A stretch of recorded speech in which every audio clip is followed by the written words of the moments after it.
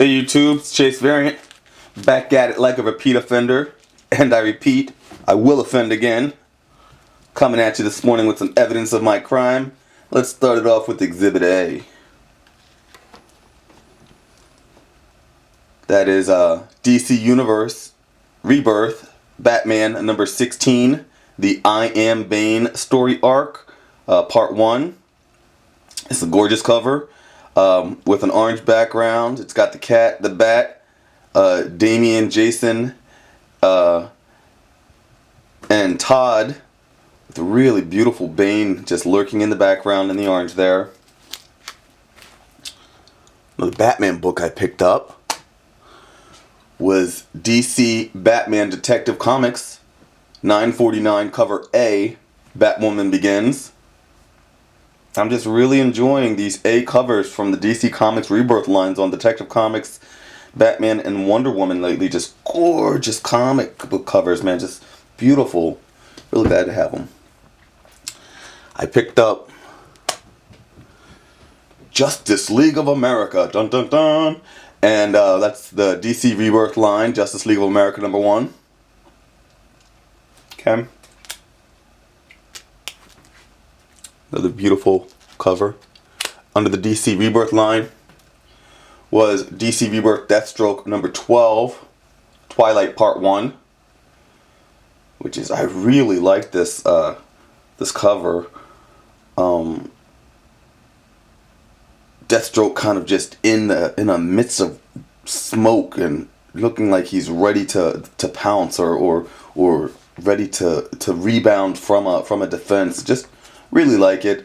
And that's Twilight Part 1. And neat little book I picked up from Action Lab Danger Zone Comics was Infinite 7. Okay? And that's the B cover.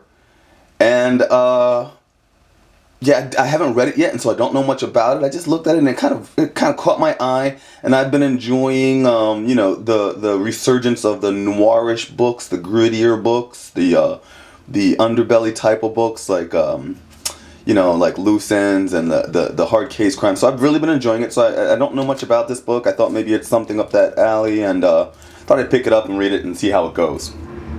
Okay.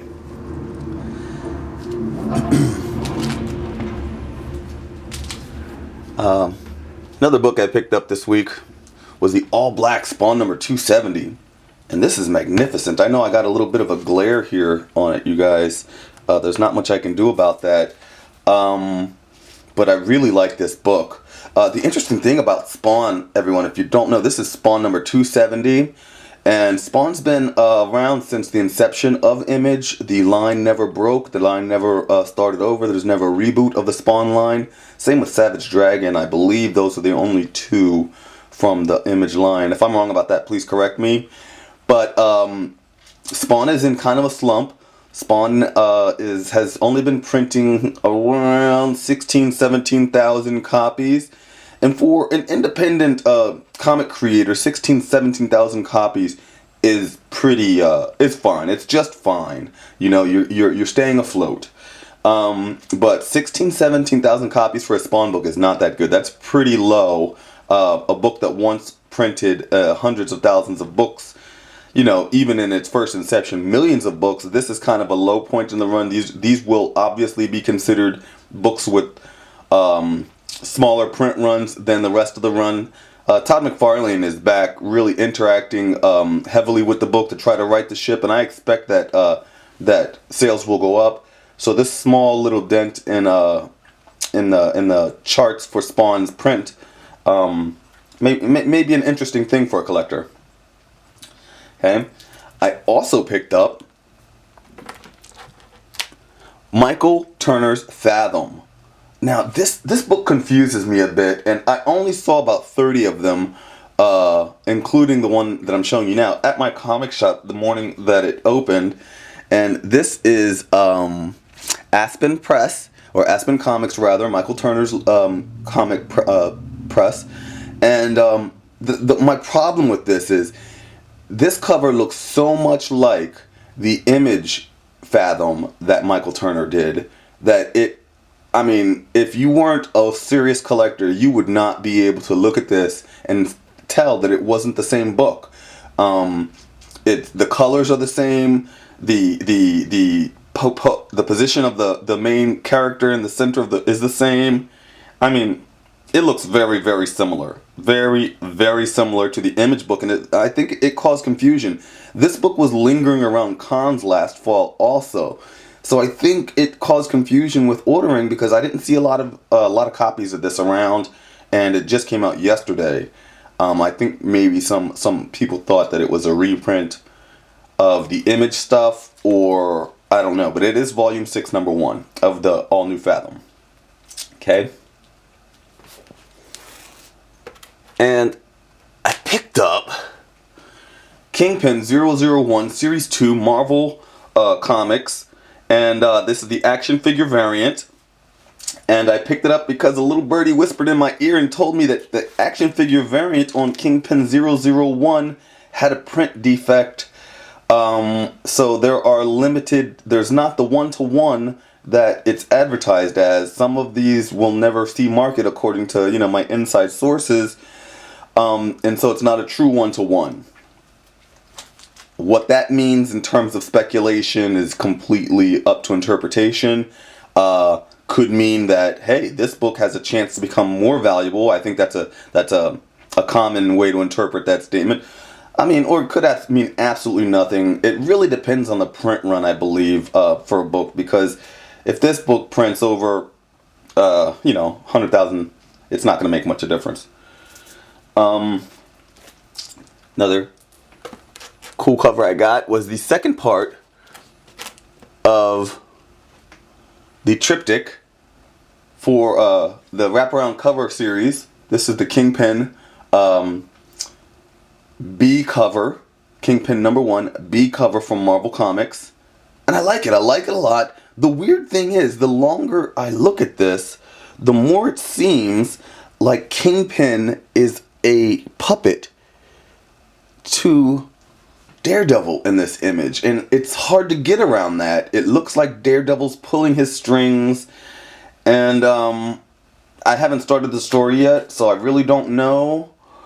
But I find just that image very provocative, very interesting, and wondering if I'm just reading too much into it, because I very well could be. Another Kingpin. I love it, guys. This is the Kingpin 001 Marvel Comics Running with the Devil, and hands down, not even a contest, this is my favorite of all of the Kingpin number 1s that came out. This is magnificent. To look at this, it embodies who Wilson Fisk is. You've got the broken glasses of Matt Murdock. You've got Kingpin, buttoning his suits with his bloody hands. And you've got Elektra in some kind of weird trance-ish state of awareness perhaps. And you got Daredevil down there trying to sense something, honing his senses. And then you got Bullseye in the lower right corner looking batshit crazy. Just everything about this, I love it. The stacks of money, the bullets, the blood on the white suit. You ever wonder why Kingpin always wears white suits, but then he ends up with the blood on them? And I think that this picture shows you it's an intimidation thing. He doesn't mind showing people he likes to get his hands dirty when it comes to getting work done. And his hands are filled with blood. Just great, great cover. My favorite of all of the new Kingpin covers. Hey, though I did pick up Kingpin 1 in 25 variant. And I like it. I like the starkness between the reds and the blacks and the whites. It kind of pops. Very clean book. Almost reminds me of a Frank Miller, but I know this is a Torres cover. But it really reminds me of Frank Miller's style. It's a 1 in 25, and I chase variant, so got it. And my final pickup from my local LCS this morning was the 1 in 50 Kingpin number 1 variant. And this is a beautifully gruesome cover for many of the reasons that I like the Running with the Devil cover, because it really embodies who Wilson Fisk as a Kingpin is. It's horrifically beautiful, really. The look on his face, the utter evil that is the Kingpin kind of permeates through this cover. And the stains on that all-white suit that I was speaking of earlier are in the shape of human form, which is very provocative here. And I really loved it. This one is another one that's hard to find. I did see 2 of these, though, at my local comic shop. And they were priced a little higher than the previous 1 in 50 Bullseye. I think I had to cough up $55 for this. But I think it'll mature well. It's already going for ridiculous prices online, kids, so watch your pocket. Don't let them get you. And yeah, so that's my haul for this week. I really hope you enjoyed it. Thank you for supporting, guys. If you liked it, please click like. If you haven't already, please click subscribe. And yeah, I'm Chase Variant, and I'm out.